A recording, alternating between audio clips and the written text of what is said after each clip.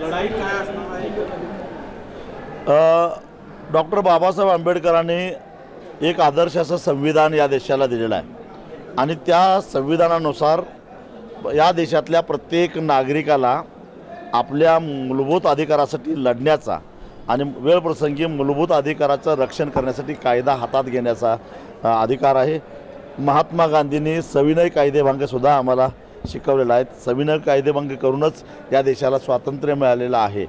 तेव्हा एका उद्योगपतीच्या हट्टासाठी, एका मुख्यमंत्र्यांच्या ड्रीम प्रोजेक्टसाठी सगळ्या महाराष्ट्राला नको असणारा आणि महाराष्ट्राला कर्जाच्या खाईत लोटणारा हा जो शक्तिपीठ महामार्ग आहे, ज्याच्यातून जवळपास 50 ते 55 हजार कोटी रुपयाचा भ्रष्टाचार होणार आहे आणि हे सारे पैसे 1 लाख कोटी रुपये रस्ता पूर्ण झाल्यानंतर महाराष्ट्रातल्या प्रवाशांना टोलच्या रूपानं तो पैसा परत करायचा आहे.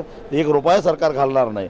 मग यांना राजकारणासाठी म्हणून, पुढच्या निवडणुका लढवण्यासाठी म्हणून महामार्गातून पैसे काढायचे आहेत, कारण त्याची गरज नाही आहे. तो समांतर असणार, त्याला समांतर असणारा सध्याचा प्रचलित रस्ता जो आहे तो क्षमतेच्या केवळ 25% चालतो. हे सगळे रेकॉर्ड आता उपलब्ध आहे.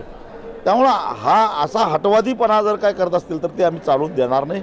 आम्ही वेळप्रसंगी कायदा हातात घेऊन हे षडयंत्र मोडून काढू.